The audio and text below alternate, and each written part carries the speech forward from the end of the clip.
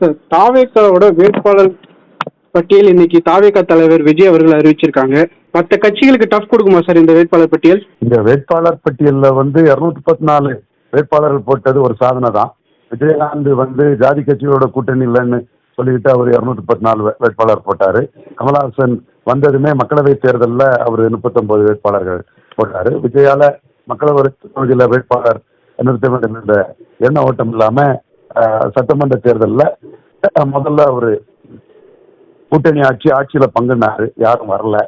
மற்றபடி அவர் நேரடியாக சொல்லலைன்னாலும் கூட அவரை சார்ந்தவங்க ஊடகத்தில் அதிமுகவுடன் கூட்டணி, அதிமுக பாஜகவின் கூட்டணி என்ற அன்கன்ஃபார்ம்டு செய்திகளை அவங்க பரப்பிக்கிட்டு இருந்தாங்க.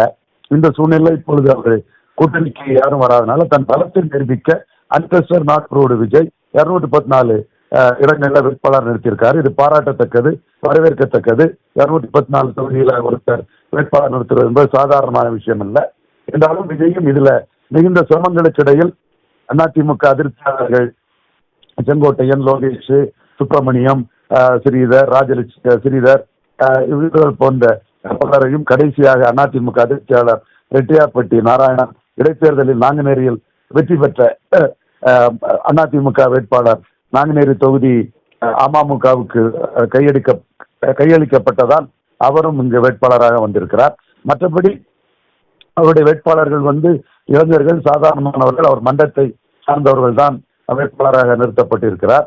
எது எப்படியோ அவர் பிறந்த நாள் 35 இடங்களில் தான் கொண்டாடப்பட்டது. அவருக்கு 214 தொகுதிகளிலும் வேட்பாளர் கிடைக்க மாட்டார்கள் என்ற சூழ்நிலையில் கிடைத்து விட்டார்கள்.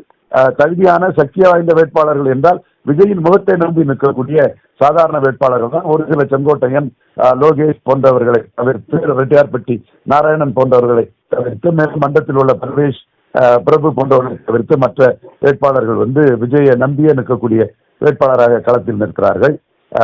அதே வேளையில் அந்த கூட்டத்தில் கூட்டணி கிடைக்காத வருத்தமும் வேதனையும் அந்த வேட்பாளர்களுக்கு இருப்பதை நாம் பார்க்க முடிந்தது. கூட்டத்தில் வந்திருப்பவர்கள் ஒரு சில வேட்பாளர்கள், பிரபு, பர்வேஸ் போன்ற தாவேகா வேட்பாளர்கள் சொல்லும்போது கைத்தட்டி ஆர்ப்பரித்தவர்கள், மற்ற வேட்பாளர்களை சொல்லும்போது நிசப்தமும் ஒரு அமைதியும் தான் இருந்தது. ஒரே ஒருவர் மட்டும் விசிலடித்துக் கொண்டிருந்தார். மற்றபடி வேட்பாளர் அறிமுகத்தில் போது தாவேகாவினிடம் பெரிய ஒரு உற்சாகமோ ஒரு ஆர்வமோ இல்லை. காரணம், 2016ஆம் ஆண்டு விஜயகாந்த் தேமுதிகவிற்கு கூட்டணி வாய்ப்பு கிடைக்கும், திமுக காங்கிரஸ் கூட்டணியில் 60 இடங்கள் கிடைக்கும் என்ற நிலை மாறி தனித்து போட்டியிடும் போது அவர்களுக்கு ஒரு விரக்தியும் ஒரு ஏமாற்றமும் இருந்தது. அத்தகைய ஏமாற்றத்தை இப்பொழுது நான் தாவேகாவிடம் பார்க்கிறேன். அரங்கம் வந்த கூட்டத்தில் வந்தவரிடமே இந்த வேட்பாளர் அறிவிப்பில் ஒரு சில வேட்பாளர்களுக்கு உற்சாகமாக கைத்தட்டியவர்கள் மற்ற பல வேட்பாளர்களை அறிமுகப்படுத்தும் போது நிசப்தமே நிலவியது. நீங்களும் அதை போட்டு பார்த்தால் தெள்ள தெளிவாக தெரியும்.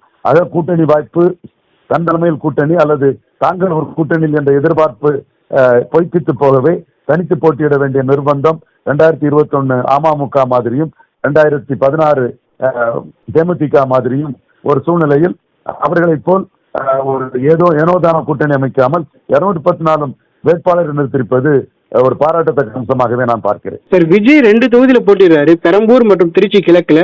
அது நீங்க ஸ்ட்ராட்டஜியா பாக்குறீங்களா சார்? ஸ்ட்ராட்டஜியா தான் பாக்குறேன். அவர் 2 தொகுதியில போட்டிடுறாருன்னா அதை பற்றி அவருக்கு ஒரு பப்ளிசிட்டி கிடைக்குங்கிற அந்த ஸ்ட்ராட்டஜியா தான் பாக்குறேன். இதுல அவர் நம்பிக்கையின்மை காரணமாக தான் 2 தொகுதி போட்டிடுறாரு நான் சொல்ல விரும்பல. அவர் பப்ளிசிட்டிக்காக 2 தொகுதியில போட்டிடுறாரு நான் கருதுறேன். முக்கியமான திருச்சி கிழக்கும் பெரம்பூர் சூஸ் பண்ண காரணம் என்ன சார்? பெரம்பூர்ல அவருக்கு ரசிகர்கள் அதிகம், திருச்சி கிழக்குல கிறிஸ்தவர்கள் அதிகம்னு அவர் சாய்ஸ் பண்ணிருக்காரு. அவர் விருப்பம் எல்லாரும் எல்லா வகையிலும் பார்த்துதான் சாய்ஸ் பண்ணுவாங்கன்னு சொல்லும் போது அவரும் அதை சாய்ஸ் பண்றது தவறுன்னு சொல்ல முடியாது.